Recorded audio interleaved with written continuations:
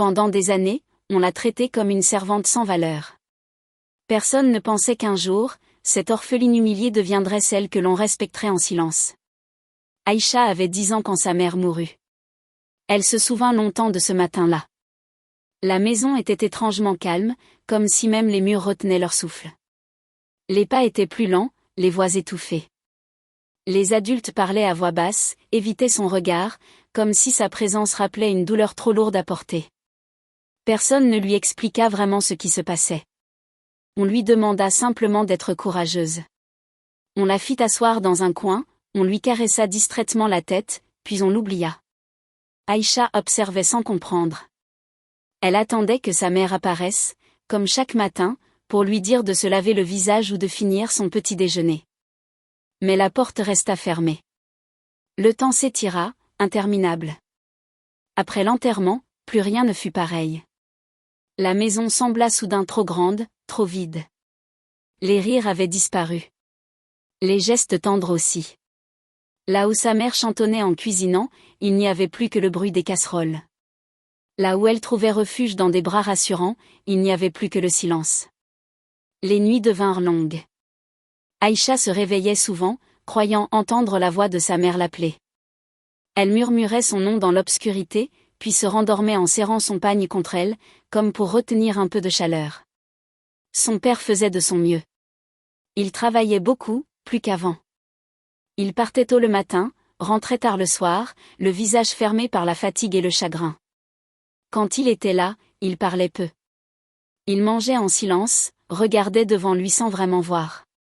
Le soir, il s'asseyait longuement sur une chaise, les mains croisées, perdu dans ses pensées. Aïcha restait près de lui, parfois pendant de longues minutes, espérant un mot, une question, un signe qu'il la voyait encore. Parfois, il posait doucement sa main sur sa tête. Ce geste lui suffisait pour tenir une journée de plus. Très tôt, Aïcha comprit qu'elle ne devait pas déranger. Qu'elle ne devait pas poser trop de questions. Qu'elle devait être sage, discrète, presque invisible. Elle apprit à pleurer sans bruit. À sourire quand on la regardait. À cacher sa tristesse derrière un calme trop mature pour son âge. Sans le savoir, elle venait d'entrer dans une enfance où le silence serait son seul compagnon. Quand son père annonça son remariage, Aïcha ressentit une émotion étrange, difficile à nommer. Ce n'était ni de la joie, ni de la peur pure. C'était un mélange confus d'inquiétude et d'espoir, comme si son cœur hésitait entre se protéger et croire encore. Son père lui parla doucement, d'une voix qu'il voulait rassurante. « Tu verras, ça ira mieux. Une maison a besoin d'une femme. » Aïcha hocha la tête sans répondre. Elle voulait le croire.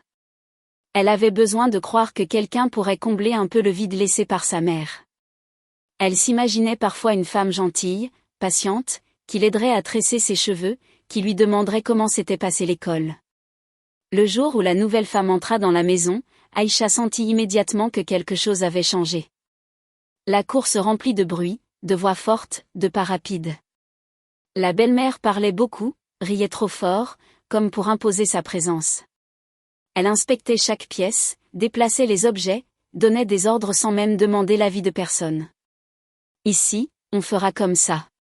Cette table doit être déplacée. Ses deux filles la suivaient de près. Elles semblaient sûres d'elles, habituées à être regardées, servies, écoutées. Elles s'installèrent naturellement au centre de la maison, comme si l'endroit leur appartenait déjà. Aïcha resta en retrait. Elle observait en silence, assise dans un coin, les mains posées sur ses genoux. Elle regardait les gestes de la belle-mère, son regard qui glissait sur elle sans jamais vraiment s'arrêter. Elle écoutait les rires de ses demi-sœurs, trop forts, trop confiants. Personne ne lui demanda comment elle se sentait. Ce soir-là, Aïcha comprit que sa place venait de changer, même si personne ne l'avait encore dit à voix haute. Et malgré tout, au fond d'elle, une petite lueur d'espoir persistait encore. Elle se disait que le temps arrangerait les choses. Qu'il fallait juste être patiente. Elle ne savait pas encore que cet espoir serait bientôt utilisé contre elle. Très vite, les règles se multiplièrent. Sans qu'on ne lui explique vraiment pourquoi, Aïcha comprit que ses journées commenceraient désormais avant celles des autres. Elle se levait alors que la nuit était encore accrochée au ciel. La cour était froide, silencieuse. Elle balayait lentement, les paupières lourdes de sommeil, pendant que la maison dormait encore. Elle mangeait en dernier. Souvent, il ne restait que quelques miettes, parfois rien du tout.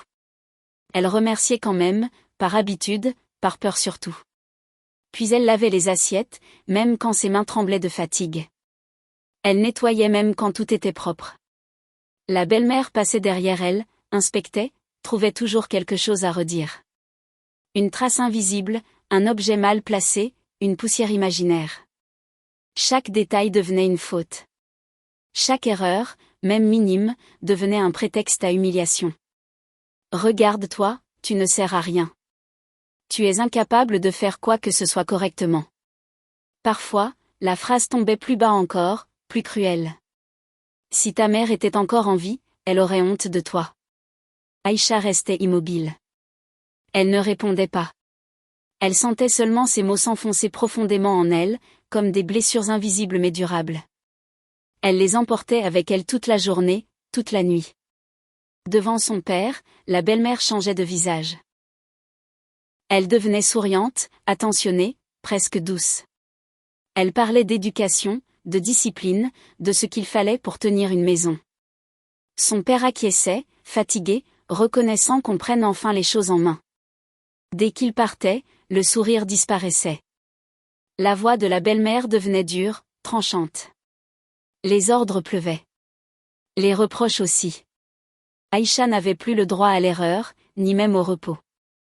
Peu à peu, elle comprit que personne ne viendrait la défendre. Que personne ne la croirait si elle parlait. Ce jour-là, sans bruit, Aïcha comprit qu'elle était seule. Et cette solitude allait devenir son quotidien. Puis un jour, son père ne rentra pas. On parla d'un malaise. D'une mort soudaine. Personne ne posa trop de questions. La belle-mère pleura devant les voisins, mais ses larmes cessèrent vite. Pour Aïcha, ce fut la fin de tout. La nuit suivante, elle resta éveillée, recroquevillée sur son matelas. Elle savait instinctivement que plus personne ne la protégerait. Les années d'esclavage silencieux. Les années passèrent lentement.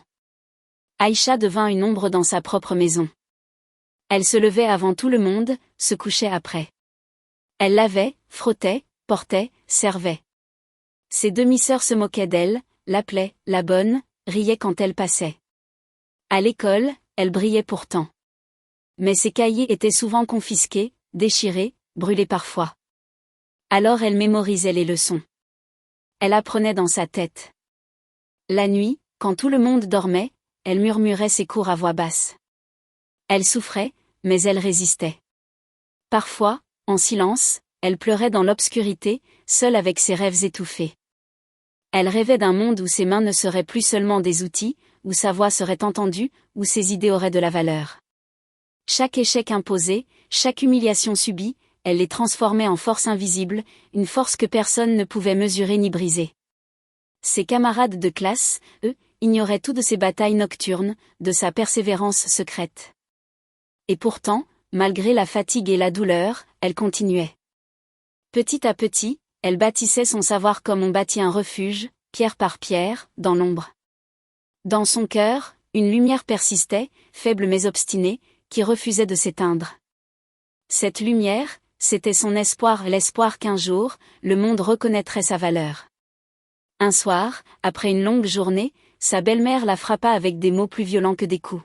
« Tu finiras seule, pauvre et inutile. » Aïcha sentit quelque chose mourir en elle, et autre chose naître. Ce soir-là, elle prit une décision silencieuse. À 18 ans, Aïcha partit. Sans cri. Sans adieu. Personne ne la retint. Elle marcha longtemps, avec un petit sac et un cœur lourd, mais déterminé. Chaque pas était une victoire silencieuse, un pas loin des chaînes invisibles qui l'avaient retenue trop longtemps. Elle se souvenait des moqueries, des cris, de l'ombre qu'elle avait été dans sa propre maison. Et pourtant, un souffle nouveau la portait vers l'inconnu, vers une vie qu'elle s'était promise, même dans ses rêves les plus secrets. La liberté fut dure. Elle dormit chez des connaissances, travailla dans des maisons, économisa chaque pièce. Elle étudia le soir, épuisée mais concentrée. Parfois, elle pleurait. Parfois, Elle s'asseyait sur le trottoir, le dos contre un mur, et laissait ses larmes se mêler à la poussière du monde. Mais elle n'abandonnait jamais. Chaque jour, elle gagnait un peu plus de confiance. Chaque nuit, elle nourrissait son esprit de mots, de chiffres, de rêves et d'espoirs silencieux. Les années passèrent. Elle réussit. Lentement. Solidement. Peu à peu, son petit sac devint un bagage rempli de souvenirs choisis, de livres, de cahiers, de lettres et de rêves réalisés. Elle se fit des amis, des compagnons de route qui respectaient sa force et sa douceur. Elle apprit à sourire pour elle-même, à célébrer ses petites victoires, à se regarder dans le miroir sans honte.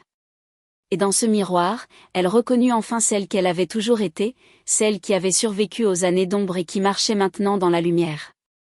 La liberté, pensa-t-elle, n'était pas seulement un lieu ou un droit. C'était un combat quotidien, une patience obstinée, une fidélité à soi-même. Aïcha, qui autrefois était une ombre, était maintenant lumière et solidité. Elle rencontra Moussa. Un homme calme, respectueux. Il n'exigeait rien. Il écoutait. Avec lui, Aïcha comprit que l'amour ne devait pas faire mal. Chaque geste, chaque parole, chaque silence partagé lui apprenait la patience et la tendresse. Ils se marièrent simplement, entourés de quelques proches choisis, sans faste ni bruit inutile. Elle entra enfin dans une maison où personne ne la criait dessus, où ses mains n'étaient plus que des mains libres de créer, de cuisiner, de rêver. Elle sentit pour la première fois le goût de la paix quotidienne, de la sécurité. Et peu à peu, elle transforma cette maison en foyer, en refuge pour ses rêves et ceux de Moussa. Pendant ce temps, ses demi-sœurs échouaient. Sans études, sans discipline, sans projet, elles regardaient leur vie filer entre leurs doigts, incapables de comprendre comment celle qu'elles avaient méprisée avait trouvé sa place dans le monde. La belle-mère vieillissait, appauvrie, dépendante, ses colères s'étant désormais usées sur le silence et la résignation. Aïcha, elle, avançait. Chaque matin, elle se levait avec un sentiment tranquille de maîtrise sur sa vie. Chaque nuit, elle dormait sans peur, sachant qu'elle avait construit ce qu'aucune cruauté ni ignorance ne pouvait lui enlever. Elle ne se réjouissait pas de leurs échecs. Mais elle observait avec un calme doux amer le renversement du monde qu'elle avait quitté, comme si la vie elle-même reconnaissait sa persévérance. Aïcha comprit que le vrai triomphe n'était pas dans la vengeance, mais dans la lumière qu'elle avait réussi à faire entrer dans sa propre vie. Elle continuait à apprendre, à grandir, à rêver.